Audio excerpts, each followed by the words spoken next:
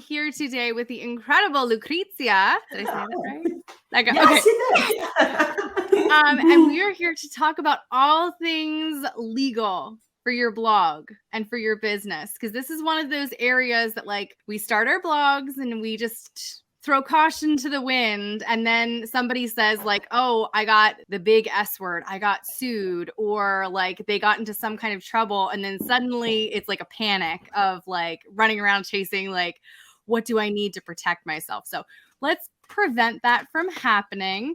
So let me state this. This is a disclaimer.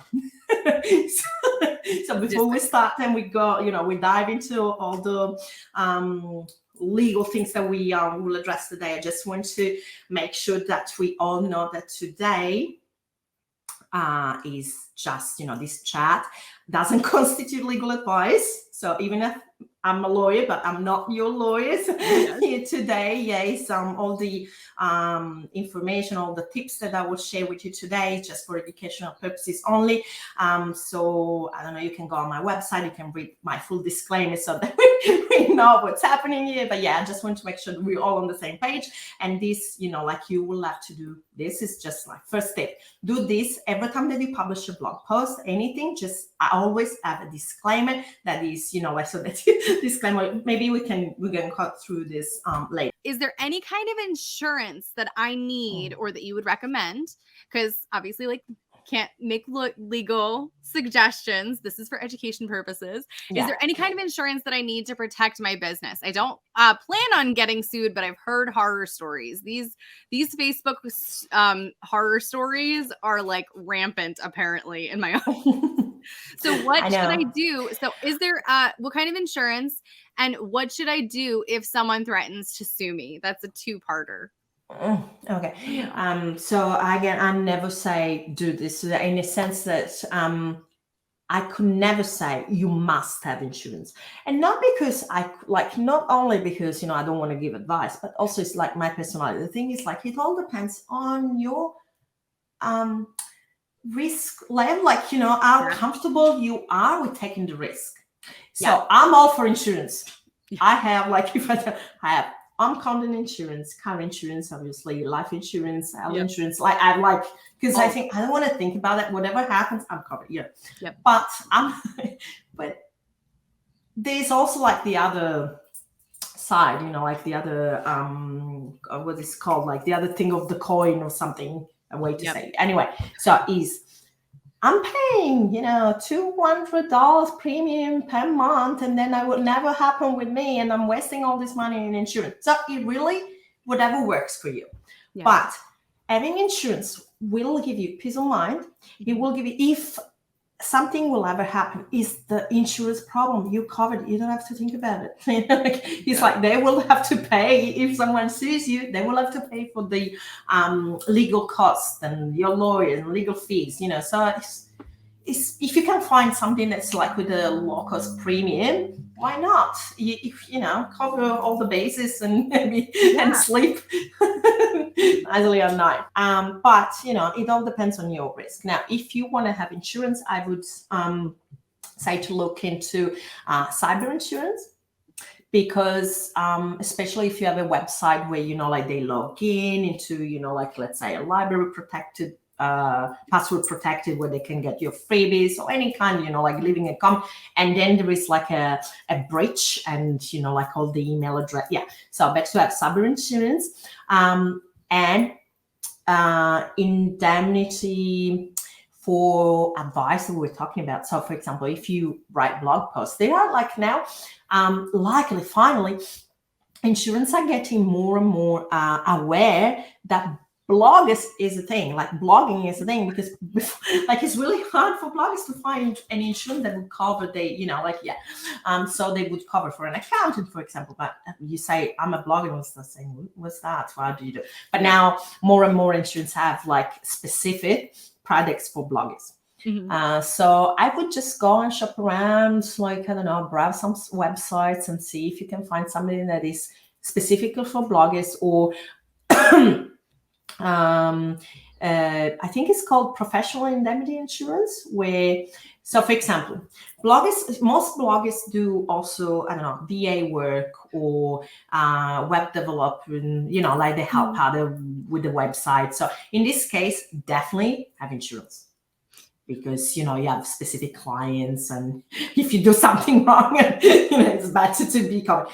But if you're just like blogging in a pure sense, just writing blog posts and that's it, not having not offering any other services on the side, or it's up to you really.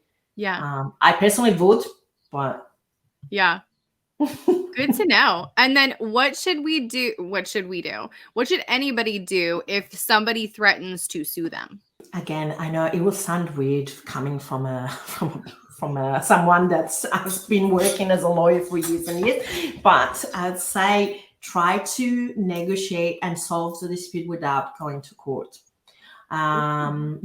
Yes, don't just try to solve it amicable, because as I said, don't matter who is right, who is wrong.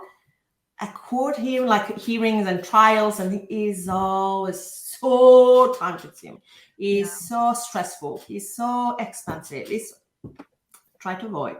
So obviously you don't have to, like, if it's something that is unacceptable or is something that but if it's something that can be sorted out amicable, like chatting and find a solution that works for both parties, I would try to diffuse the situation. So it depends on this, like what would it be about, but I would try to meet them halfway. Halfway. So try to discuss firstly, but then if they insist, consult a lawyer. And where would people be able to find lawyers who understand blogging language, like who understand what we do? It's very hard. It's hard. It's hard. It's very hard. It's not easy at all, because it's not something that they teach you in law school. It is not, like how there is like criminal law or it's no, you don't have anything about this in any kind of textbook. Not at all.